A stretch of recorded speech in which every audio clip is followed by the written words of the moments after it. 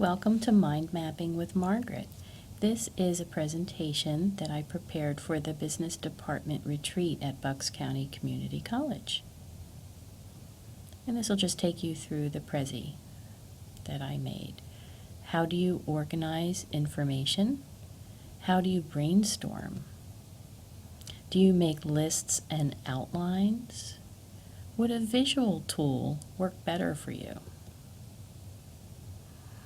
I see mind map type diagrams and charts and visuals all over media. This particular example is from Writer's Digest magazine, and they're showing you an agent that you might want to use and how to pitch your book to this particular agent and all her interests and who she represents and what she's looking for, and tips are arranged in a mind map-like fashion.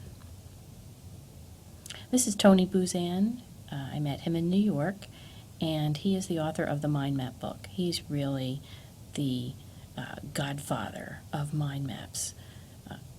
Amazing brain this guy has. But anyhow, let's move on. I enjoy mind mapping the books I read. I find that I can not only make reminders of what the book was about and who the characters were, but sometimes, as with this book, Snow in August by Pete Hamill, I was able to identify that the book was set up around the hero characters, the villains, and there was a heavy emphasis on fairy tales and imaginary characters and concepts. And the Brooklyn Dodgers were really important to the main character. So I was able to pull these types of things out of my original mind map and make a more sophisticated kind of mind map or picture of my brain when I think about this book. Bloom's taxonomy.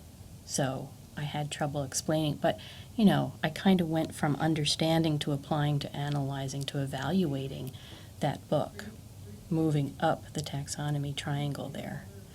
Think of your students who have strong visual and digital learning styles. They're interested in pictures, colors, hierarchies, and connections.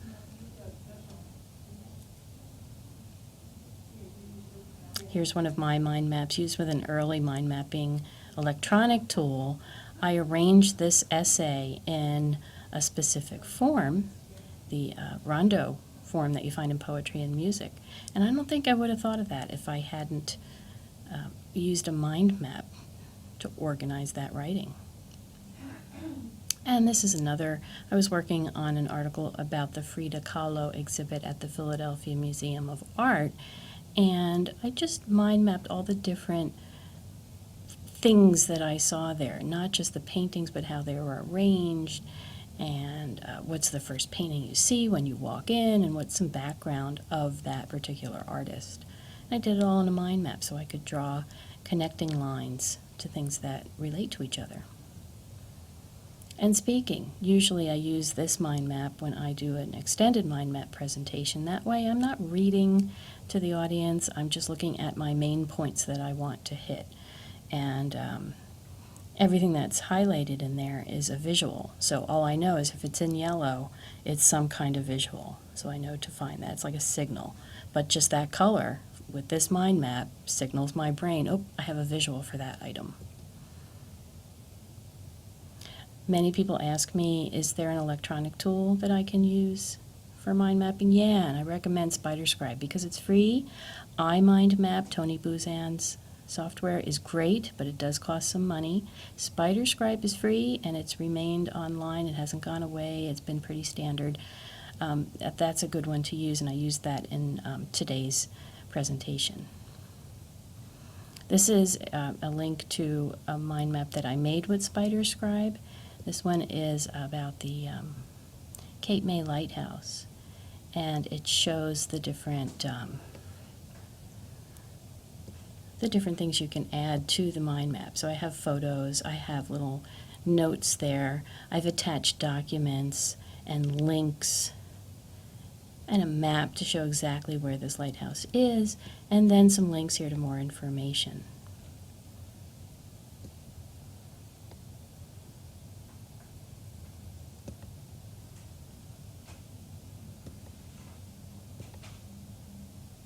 And then I have a couple of resources, if you're interested. My LibGuide, bucks.libguides.com/mindmaps. This shows basically what I did with mind maps while I was on sabbatical. Just kind of, that was my clearinghouse where I put my information. And I also keep a blog of my different mind mapping adventures. And I don't post often on this, so if you sign up to follow it, you'll only get when I post something, which is only a few times a year when I have a new adventure like today's business brainstorming. And then I created the beginning of a business department retreat mind map just as a suggestion. But what happened was a lot of people used this because it was already started. These were the branches or the main points that the dean wanted the participants to think about: vision and branding, marketing, cross-departmental action, community involvement, and service. What we did was the participants worked independently for about 10 minutes. Most of them used this beginning mind map here, and it just added more branches to each big branch.